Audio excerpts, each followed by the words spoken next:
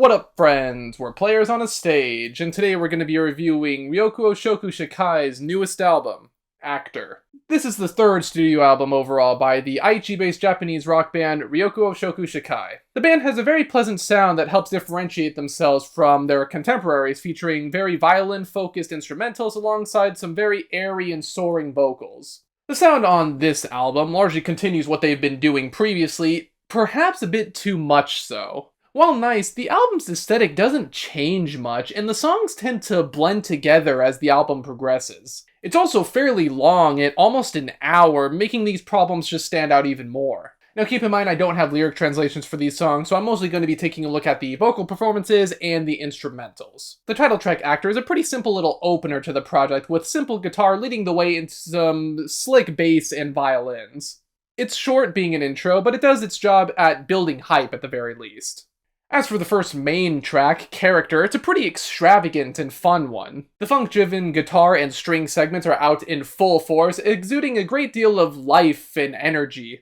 The addition of the piano layers the experience even more, especially as the vocals tend to soar during the chorus. I'm also really digging the more synthesized vocals that they added after the chorus ends, adding to the funk vibes of the song. Merry-Go-Round is a bit of a punkier track from them, if you could call it that, as the guitar is a bit grittier and the drums have a faster pace and more crunchy aesthetic to them. The chorus lets all of these elements run wild, giving rise to some pretty impressive guitar work on the side. The piano adds the right amount of elegance to enhance the riffs, but it doesn't detract from the energy either. Fun flows and synth lines are pretty nice accents to the song overall, especially as the slick guitar solo comes in during the halfway point of the song. What's to come and then some is an interesting example of a ballad with a bit of a kick to it. It's a bit more than a power ballad, however, it still does have that delicate touch.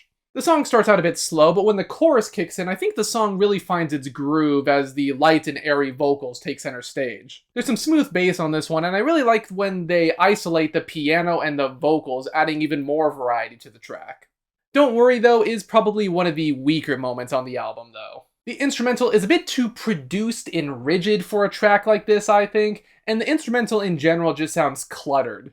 The beat and guitar don't really have the punch that they have on most of the other tracks on here, and I don't really find any of these instrumentals very memorable. Due to the track's more rigid nature, the vocals aren't really allowed to be as free-flowing as I would like either, basically hurting the song on all fronts. The big piano focus on For a Long Time helps the track stand out. I also really like the combination of the funky guitar and the subtle beat switches here and there too. Compelling vocals, riffs, and bass help move this track along, and I think there's always something interesting and dynamic going on in every corner of this song, too. Despite this, though, it is still controlled just enough where it doesn't feel messy. There's a lot of fun waterfall effects going on in the vocals and instrumentals, too, which is pretty nice to see. Shake is, unfortunately, another track that I'm not too keen on. I can appreciate the groove as the track progresses, but a lot of the verses feel very sparse compared to the instrumentals on the rest of the record. More elements are added as the track goes on, however, it's not enough to shake off the stagnant feel that this song has overall. The fact that it's generally more on the low-key side of things doesn't help this fact either. It's mostly a repetitive beat and simple guitar picking that just don't really go anywhere. However, there's a pretty good combination of piano and sax on the next track, Metaphor. Both of these elements do their job well, neither outpacing the other or hogging the spotlight. This song in particular really feels like an anime opening to me, but that's not necessarily a bad thing. Fun and showy vocals swell with the instrumental during the chorus, and it's kind of interesting to see the guitar being more of an accent piece rather than the main focus. However, that doesn't stop it from having a quirky little guitar solo near the end. The last track I wanted to talk about is S.T.U.D, and it's a pretty pleasant change of pace featuring the guitar-focused instrumental and the sax kind of serving as an accent piece. It has this anthemic flair to it, and I like the addition of the male vocals to add even more variety. The harder edge of the instrumental overall also helps this track stand out from the others on the record. Fun riffs and dynamic yet rock-oriented sounds help round this song out to be something really fun and unique.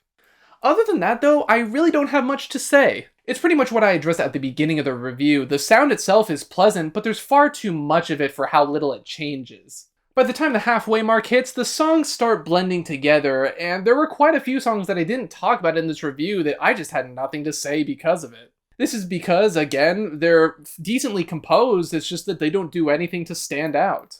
I think it's really just a case of needing to trim the fat and needing to add a few more elements to help each track feel distinguished from each other. They've got a pretty good sound, but they need to refine it even further to help each track not feel like retreaded ground. Because of all this, I am giving this new Ryokuoushoku Shakai project a decent 6. Of course, we do have to talk about album covers on this show, and for what it's worth, I do think this is a pretty good album cover. It definitely has that indie cadence to it, alongside a sort of theater kid vibe, funnily enough. With all these sets and costumes out in full center stage, I think it's a pretty pleasant little cover that accurately describes the quirkiness of the instrumental being very violin-focused and having these little fun, airy moments. But that is all I have to say about this new album by the group. What did you guys think? Do you think this is just a solid continuation of their sound, or do they need to do a few more things to shake things up? Let me know. Be sure to like, comment, subscribe, ring the bell if you want to be on a stage with me. And until the next one, farewell.